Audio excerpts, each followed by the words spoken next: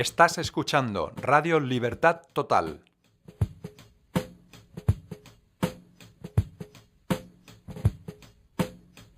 Porque el Señor es el Espíritu, y donde está el Espíritu de Dios, allí hay libertad.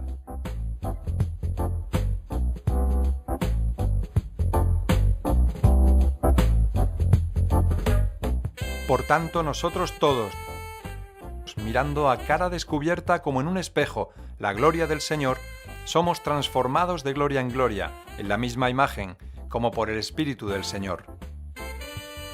Aquí podrás escuchar testimonios de vidas transformadas, debates bíblicos y educativos, canciones y música de adoración y alabanza a Dios. Puedes participar a través de las redes sociales, por teléfono, WhatsApp o Messenger, por correo electrónico o por Facebook. Recuerda, estás escuchando Radio Libertad Total.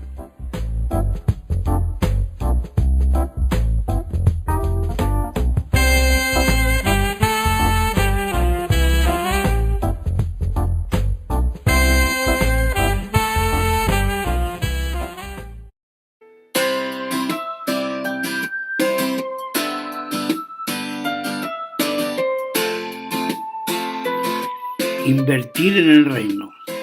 Un libro que puedes recibir completamente gratis en tu domicilio simplemente enviando tu dirección y código postal al WhatsApp del móvil +34 689 2407 51. Podrás conocer en primera persona el testimonio de un hombre de éxito que generosamente abre su corazón a lo largo de las páginas de este libro.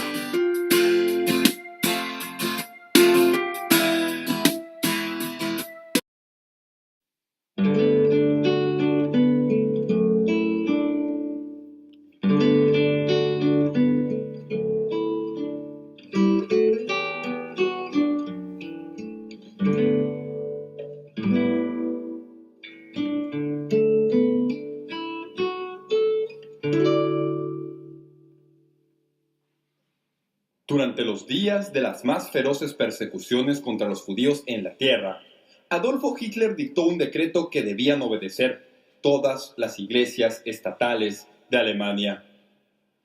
El procedimiento trágico era algo como esto: pónganse de pie todos los hombres judíos que están en esta iglesia. Los que están de pie ahora deben salir de la iglesia. Ahora, todas las mujeres en la iglesia que sean judías, pónganse de pie. Así que ellas se ponían de pie.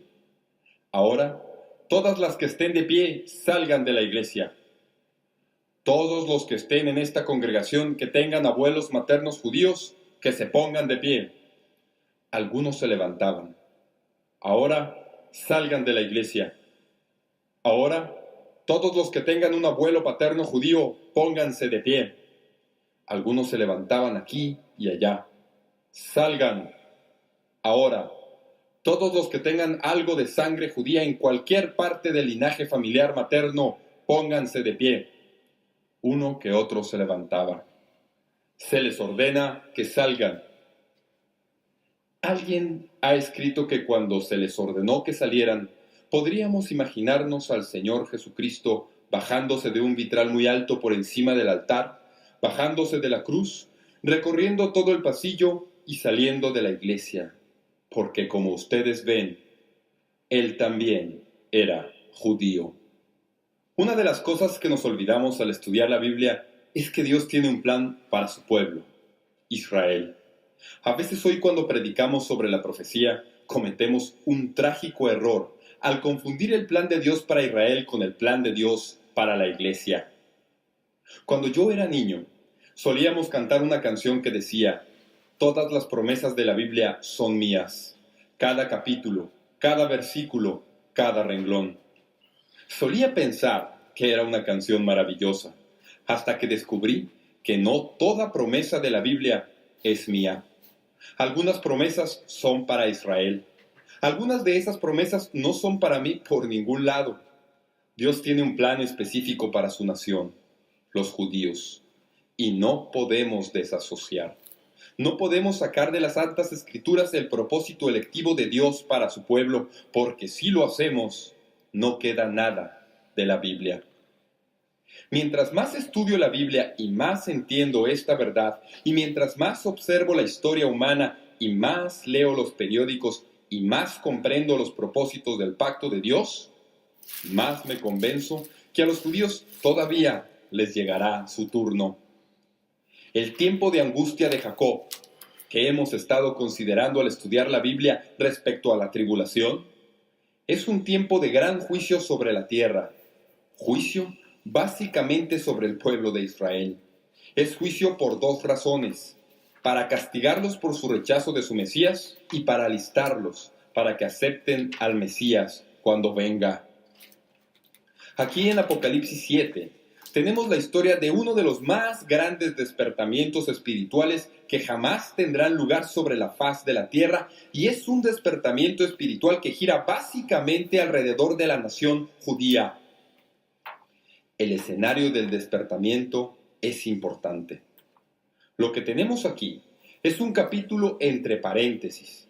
Es preciso recordar que hemos terminado de hablar del sexto sello en un rollo sellado con 7 sellos.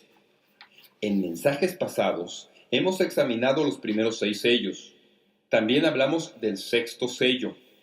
Fue un sello devastador, catastrófico, que desata las convulsiones del mundo conforme el juicio de Dios cae sobre esta tierra.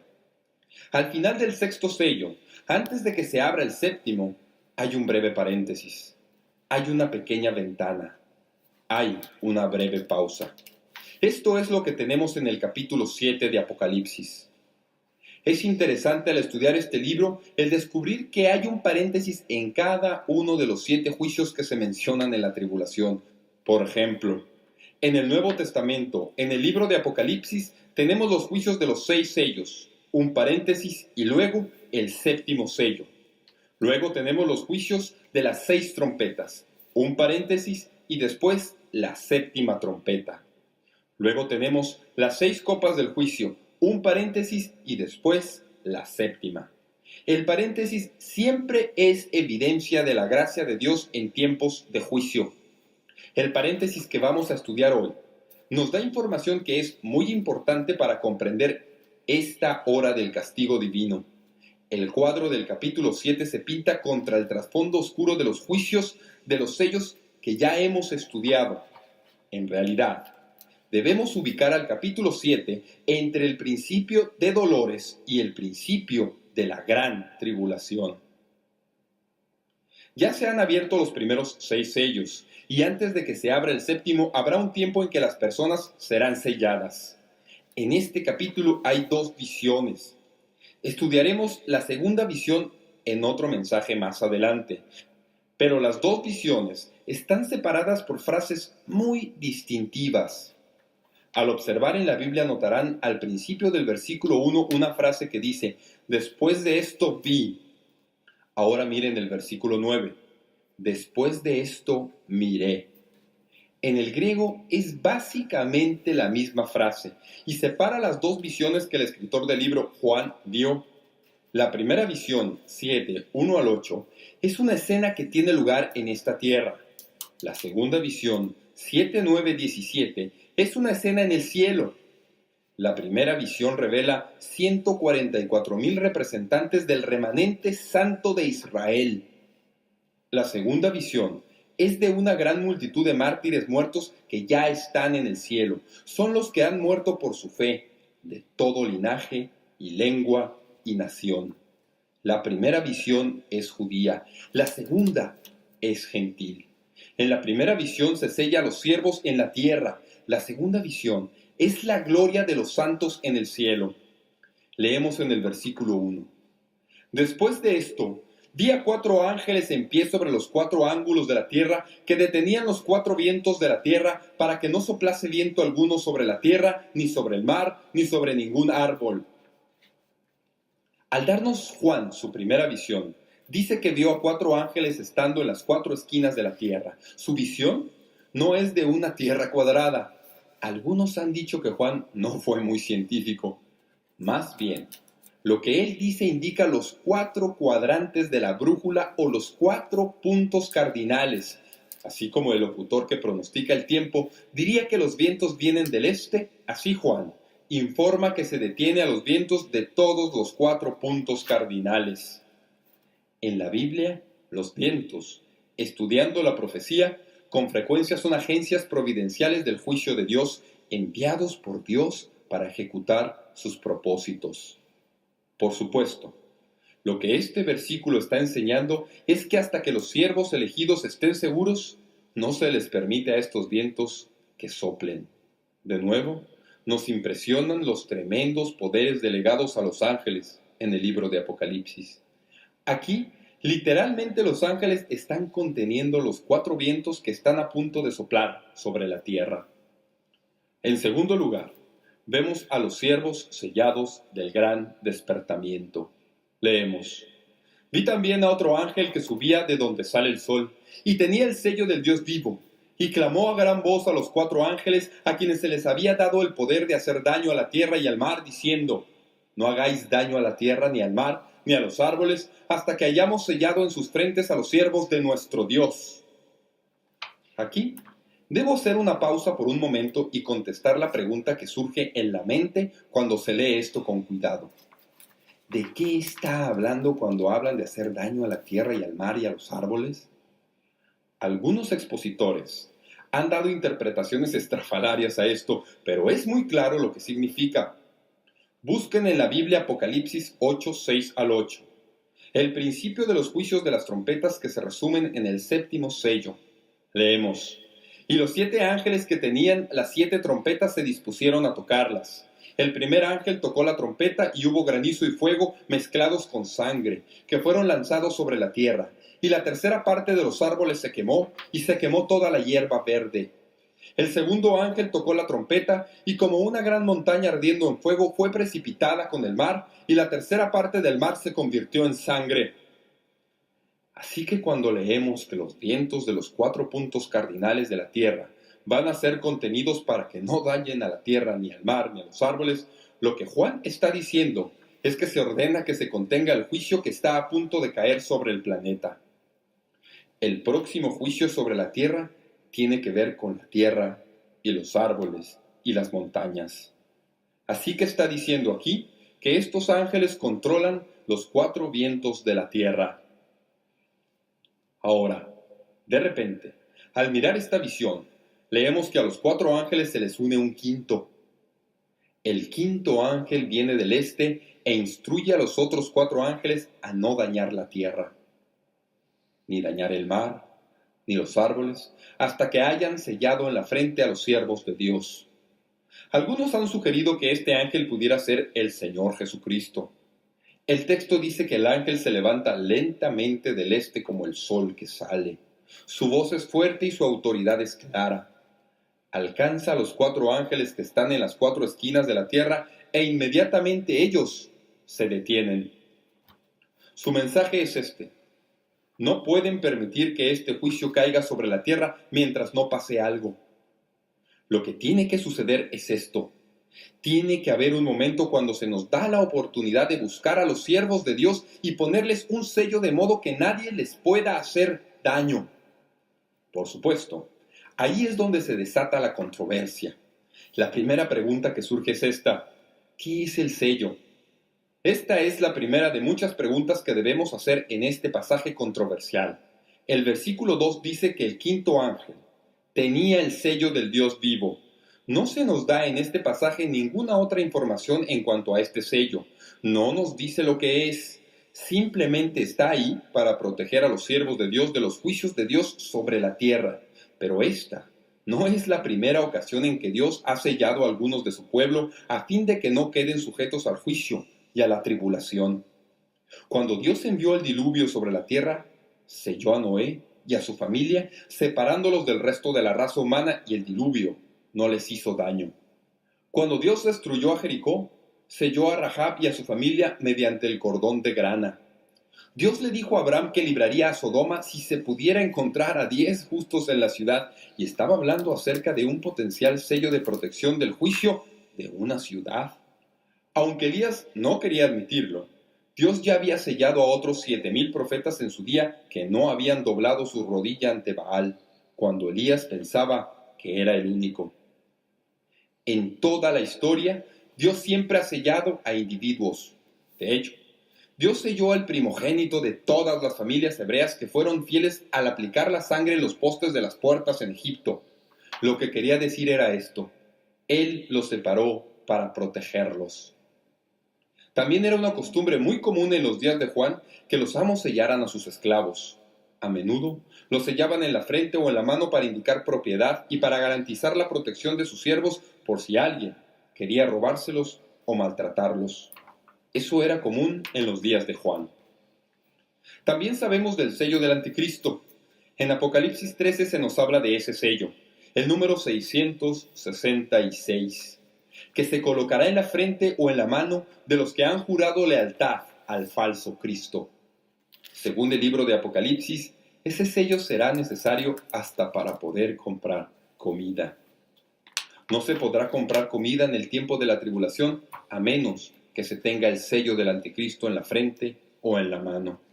Con el tiempo, los que no estén dispuestos a dejarse marcar serán masacrados por haberse rehusado. En ese día, Satanás habrá sellado a sus seguidores. Aquí se nos dice que Dios va a sellar a sus seguidores. Por cierto, alguien me dijo que esto ya está teniendo lugar a fin de resolver el serio problema de cédulas de identidad robadas y los problemas que surgen cuando tratamos de identificarnos, y que ya está teniendo lugar un estudio muy serio de implantes en las manos o en algún lugar en el brazo, con algún tipo de identificación que no se puede duplicar ni ser robada. Así que bien puede ser que en un futuro cercano, cuando uno va a comprar víveres, en lugar de mostrar una tarjeta de crédito, lo que hará es poner la mano debajo de un sensor cerca de la caja registradora y ese aparato dirá si uno es legítimo o no. Ya estamos en el camino para marcar a los individuos. La Biblia dice que Dios va a marcar a su pueblo. En Ezequiel 9, 3, 4, el profeta habló de un sello o de separación cuando escribió de un hombre con un tintero al que se le dio la orden de poner una señal en la frente, de los que aborrecen la iniquidad. En Apocalipsis 14 leemos de nuevo de los 144,000 y dice: Después miré, y he aquí el Cordero estaba en pie sobre el monte de Sión, y con él 144,000 que tenían el nombre de él y el de su padre escrito en la frente. ¿Qué marca es esta? No lo sabemos. Antes de identificar a los individuos sellados, necesitamos añadir otro pensamiento. Este sello se va a colocar en estos individuos en el tiempo de la tribulación, sellándolos para la voluntad de Dios, no solo para que sea una marca externa, sino también como una etiqueta moral. Apocalipsis 14, que estudiaremos más adelante, habla de la moralidad de los 144,000, de lo buenos que son. Se describe a estas personas como siervos de Dios. No se han postrado ante el anticristo, sino que se han dedicado por completo y con toda sinceridad a Dios y son sellados. En el Nuevo Testamento, cuando Dios habla de ser sellado, según leemos en Juan 6:27, está hablando del Espíritu Santo que viene y capacita para hacer la obra poderosa que Dios le ha enviado a hacer. Tal vez el sello de Apocalipsis 7 no es otra cosa que el sello de Efesios 4:30.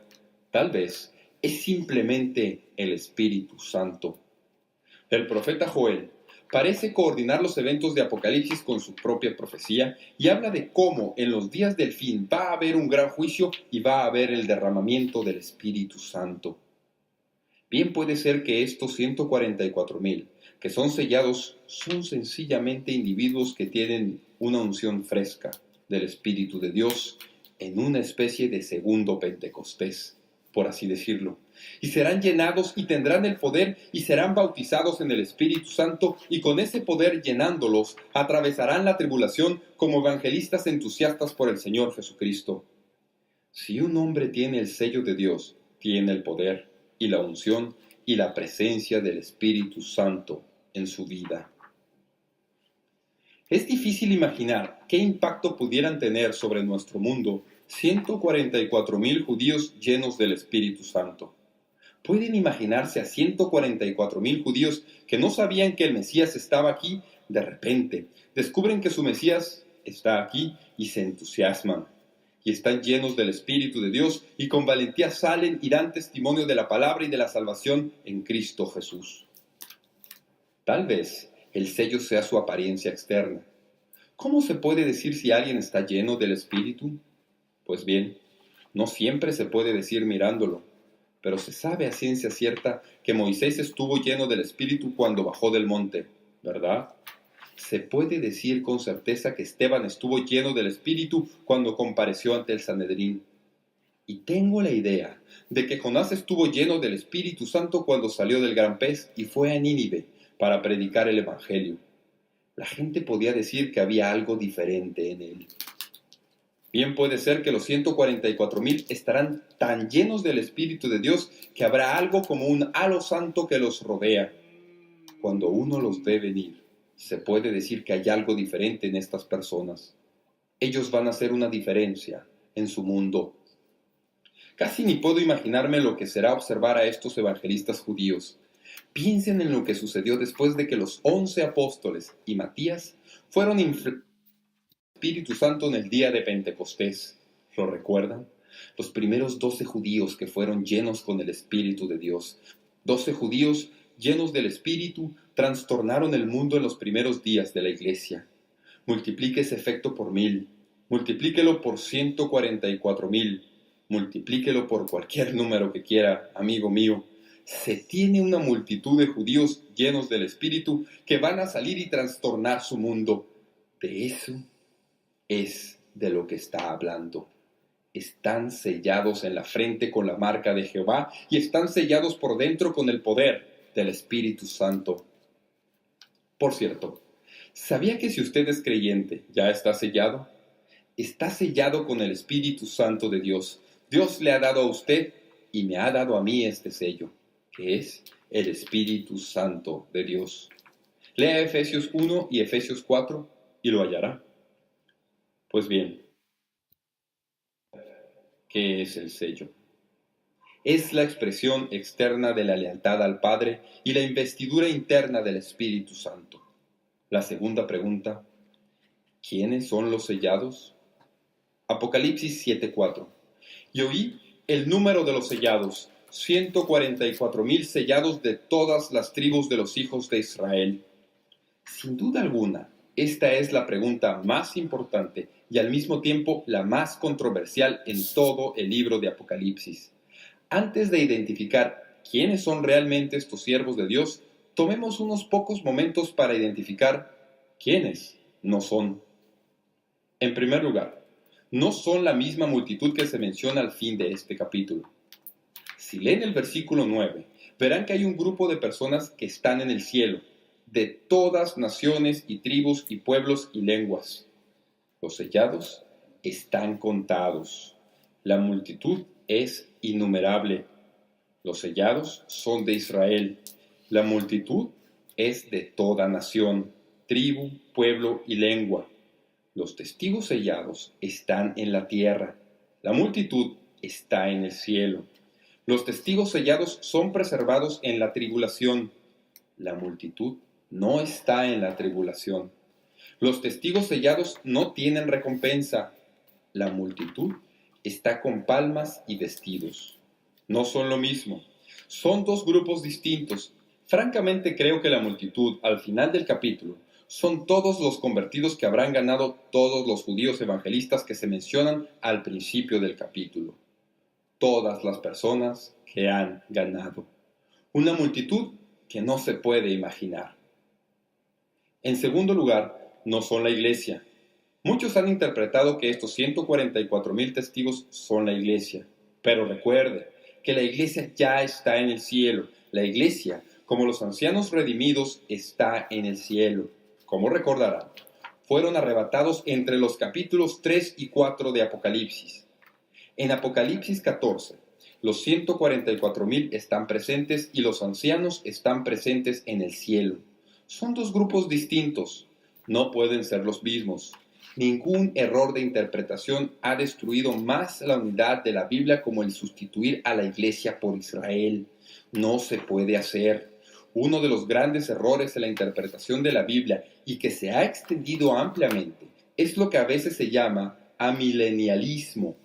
Y todo ese sistema de interpretación alegórico que tiene una estructura aparatosa, y todo eso es simplemente tomar todas las promesas del Antiguo Testamento dadas a los judíos y transportarlas al Nuevo Testamento, tratando de hacer que funcionen para la iglesia. La iglesia es una unidad distinta y la nación judía es otra unidad distinta, y no se pueden mezclar sin hacer de la Biblia una confusión inteligible de información. No lo haga. No permita que alguien lo convenza de hacerlo, porque es un camino sin regreso.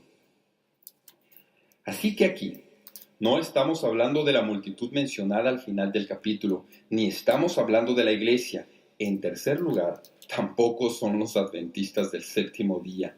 Alguien dice, ¿no piensan los adventistas del séptimo día que ellos son los 144,000?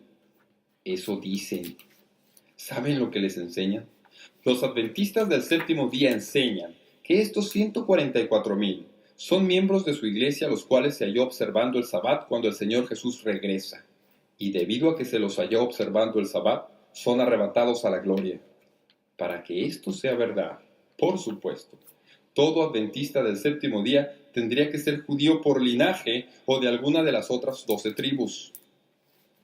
No sé cómo se les escapó eso. En cuarto lugar, no son los testigos de Jehová. Estos 144,000 no son los testigos de Jehová que conocemos hoy.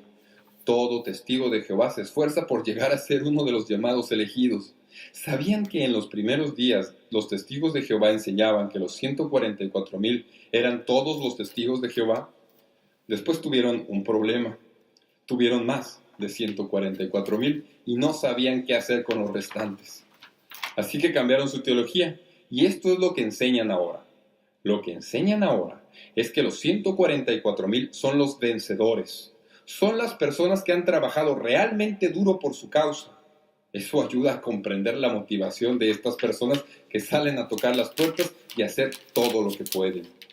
Están tratando de lograr ser admitidos en el grupo elegido de los 144,000 especiales que van a ser sellados en el periodo de la tribulación. Pero no lo son. ¿Saben lo que no puedo entender?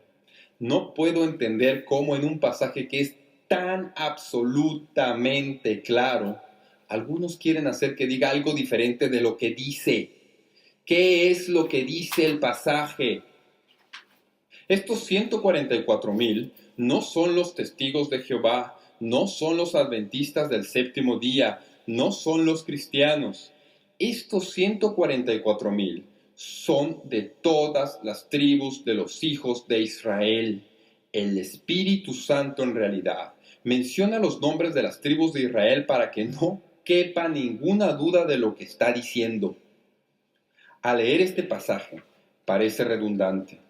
¿De quién está hablando? ¿Está hablando de los judíos? ¿Cómo lo sabemos? Menciona a las tribus. ¿Cómo se puede encajar esto en el adventismo del séptimo día? ¿En dónde dejan los testigos de Jehová a todas las tribus de Israel? Estos son judíos. En toda la Biblia, el número 12 siempre va asociado con Israel. Por ejemplo, si usted viera a un sumo sacerdote judío hoy, él llevaría un pectoral en el cual había 12 piedras preciosas que representan a las 12 tribus. En la mesa del pan de la proposición en el templo y en el tabernáculo había 12 panes sagrados que representaban a las 12 tribus de Israel. En la gran ciudad, la Nueva Jerusalén, hay 12 puertas. En cada una de estas puertas está escrito el nombre de una de las 12 tribus de Israel. Hay 12 puertas en la ciudad de Dios, representando a las 12 tribus. Me encanta Mateo 19:28, que dice que hay un día futuro cuando los 12 apóstoles se sentarán en 12 tronos juzgando a las 12 tribus de Israel. El número 12 siempre se refiere a Israel en su enumeración. La mención de las 12 tribus de Israel aquí en Apocalipsis refuta la idea de que las 12 tribus de Israel se han perdido. ¿Han oído eso alguna vez? No se puede tener a las 12 tribus de nuevo, se han perdido.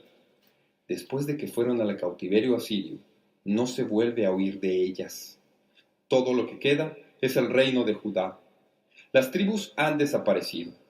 Algunos han auspiciado una teoría, que es otra secta falsa que ha brotado de esta sección, de que los pueblos que hablan inglés son literalmente los judíos del mundo dispersados por todo el mundo que habla inglés. Se le llama el israelismo británico. La cuestión de la identidad de las tribus es tan significativa que en realidad, en los versículos 4 al 8 se nos dan los nombres de cada una de las 12 tribus. ¿Sabían que las 12 tribus de Israel se mencionan 29 veces en la Biblia? Si quieren un estudio realmente interesante, estudien las 29 listas de las 12 tribus, porque si piensan que todas son iguales, no lo son. Todavía no he resuelto eso. Estoy aprendiéndolo en estos días. Como ven, contando los 2 hijos de José como hijos de Jacob, recordarán lo que sucedió cuando José estuvo en Egipto y tuvo 2 hijos, Efraín y Manasés. De alguna manera, entonces, en la enumeración de las tribus, a Efraín y a Manasés se los cuenta entre los 12 hijos de Jacob. Así que en realidad se tienen 13 hijos. Pero en todas las listas que se dan en la Biblia solo se mencionan 12 nombres cada vez. Alguien siempre queda fuera. Esta lista que tenemos delante de nosotros es una lista extraña. Quisiera poder estudiarla y hablar de cada uno de los nombres, pero en lugar de mencionar a todas las tribus, quiero hablar por un par de minutos acerca de algunas excepciones en esta lista. Hay 4 de ellas. Excepción número 1. En este pasaje se menciona a Judá primero. ¿Hay algo de malo en eso? ¿Quién fue el primer hijo de Jacob? ¿Alguien recuerda? Rubén. Rubén debería ser el primero que se menciona, pero es a Judá a quien se menciona primero. ¿Cómo es eso? Rubén era el hijo mayor de Jacob y se le debería mencionar primero.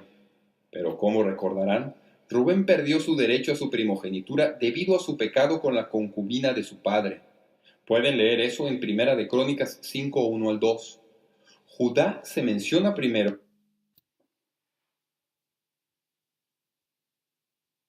Es reemplazado por José. Eso es muy extraño.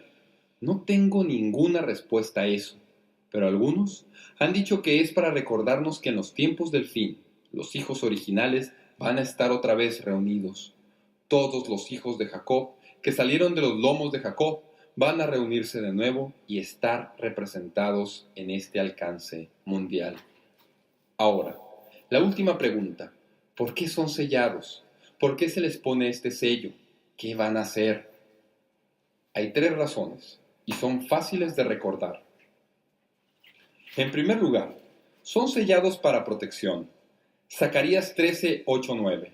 Y acontecerá en toda la tierra, dice Jehová, que las 2/3 partes serán cortadas en ella y se perderán, mas la tercera quedará en ella. Y meteré en el fuego a la 3/3 parte y los fundiré como se funde la plata y los probaré como se prueba el oro. Él invocará mi nombre y yo lo oiré y diré, pueblo mío, y él dirá, Jehová es mi Dios. ¿Qué quiere decir esto? A 2/3 partes de los judíos los matarán durante el periodo de la tribulación. ¿Lo sabían? A 2/3 partes de la nación judía los matarán durante la tribulación. Es como lo que pasó cuando los 3 hebreos que fueron arrojados al horno de fuego. ¿Recuerdan a Sadoc, Mesac y Abed-nego? Fueron echados al horno de fuego. Fueron sellados con el fuego. Atravesaron el fuego, pero el fuego no les hizo daño. Así será en el periodo de la tribulación. Estos 144,000 atravesarán el fuego, pero el fuego no les hará ningún daño. No los dañará, no puede matarlos. Es más, busquen Apocalipsis 9:4. Este es un versículo muy interesante. Leemos. Y se les mandó que no dañasen a la hierba de la tierra, ni a cosa verde alguna, ni a ningún árbol, sino solamente a los hombres que no tuviesen el sello de Dios en sus frentes. En otras palabras, no pueden tocar a los que están sellados. Son intocables. Nada puede hacerles daño. Dios los protege. Pone un cerco alrededor de ellos de modo que nada pueda tocarlos. Tienen valentía y poder increíble nacido de esta verdad. Fueron sellados para el Dios viviente y nada puede tocarlos. Fueron sellados para protección. En segundo lugar, son sellados para poder. Como ya hemos aprendido, a estos judíos se les da poder para predicar evangelio a su mundo, y el resultado será un despertamiento espiritual inexplicable, explicable solo en términos del Espíritu Santo y su llenura. Si se lee la última parte de este capítulo en cuanto a la gran multitud, se descubre que son personas que son el resultado de estos grandes evangelistas predicando el evangelio de Jesucristo. No solo judíos serán salvados, sino también gentiles y pueblos de toda nación. En este mundo y en esta generación son los gentiles los que llevan el evangelio a los judíos, pero en ese tiempo los judíos serán los que llevarán el evangelio a los gentiles. Estarán predicando a Jesucristo como nunca antes se lo había predicado. Son sellados por protección y por poder, y hay una tercera razón: son sellados por la promesa. Permítanme hacerles una pregunta. ¿Qué sucede inmediatamente después del periodo de la tribulación? ¿Qué es lo que sigue? Por supuesto sabemos que el Señor regresa e inmediatamente de eso, ¿qué viene? El reino, el milenio. ¿Qué es el reino? Jesucristo, el Rey de los judíos. No se puede tener reino sin judíos. ¿De dónde van a venir estos judíos? Van a ser sellados y protegidos durante los 7 años de tribulación, y al final de la tribulación, en número de 144,000, más todos los que hayan ganado y que no han sido masacrados como mártires, van a entrar en el reino para gobernar y reinar con Cristo y con nosotros, conforme el reino se desarrolla y Jesucristo en realidad llega a ser el Rey sobre todo su pueblo. La Biblia dice que la primera vez que Jesús vino, a lo suyo vino, ¿y qué es el resto? Y los suyos no le recibieron. Mas a todos los que le recibieron, a los que creen en su nombre, les dio potestad de ser hechos hijos de Dios. Pero cuando venga por segunda vez, al final de la tribulación, le recibirán. Esperarán que Él venga porque estos 144,000 ahora saben que Él es el Mesías. Verán al que traspasaron y se entusiasmarán porque Él viene para establecer su reino justo sobre esta tierra. Son sellados por protección y por poder y por promesa. Cumplirán las promesas del pacto dadas a Israel en el Antiguo Testamento. ¿Hay un reino literal? Ni dudarlo. ¿Lo hemos visto ya? No. ¿Es la iglesia el reino? Absolutamente no. ¿Habrá un reino? Ni lo dude. Viene un día, después de la tribulación, y estos 144,000 serán los bloques de construcción de ese reino, junto con la iglesia de Jesucristo, usted y yo, cuando volvamos para reinar y gobernar. Este es el mensaje permanente de este capítulo, las lecciones más obvias de este capítulo sobre los evangelistas judíos. A mí me parece que el pensamiento más importante de este mensaje es este: incluso en el juicio, Dios es misericordioso. ¿Lo notaron? Aquí tenemos el juicio más aterrador en la historia del mundo, la tribulación. En medio de todo eso y al fin de eso, ¿qué tenemos? Tenemos un pequeño paréntesis de salvación. Esta es la clase de Dios que tenemos. Así que, permítanme volver a recalcar. Dios juzgó al mundo mediante un diluvio, pero ¿cuánto tiempo predicó salvación a este mundo antes de que el juicio cayera? En medio del juicio hubo un pequeño grupo de personas que creyó en él, ilustrando que en medio del juicio hay misericordia. Dios juzgó a Sodoma, pero tuvo misericordia de Lot y su familia. Dios juzgó a Jericó, pero salvó a Rahab y a su familia. Pienso que la ilustración más grande del mundo es esta: Dios juzgó a su propio Hijo. por nosotros. ¿Qué hacía Jesús en la cruz? Estaba pagando la pena de su pecado y el mío, que nosotros nos merecíamos y que Él no merecía. ¿Saben lo que sucedió en medio de ese juicio? El hombre que estaba crucificado al lado de Jesús le dijo: acuérdate de mí cuando vengas en tu reino. Y en medio del juicio, Dios tuvo misericordia. Esta es la clase de Dios que tenemos. Aunque se deja a Adán fuera de la lista de los evangelistas del periodo de la tribulación, cuando se lee Ezequiel 48 y se lee la lista de las personas que van a heredar el reino milenial, Dan consta en esa lista. Incluso en el juicio hay misericordia. Espero que esto le diga algo. Me hace recordar de la impresionante responsabilidad que tenemos al tratar con un Dios justo. En su juicio, Él es misericordioso.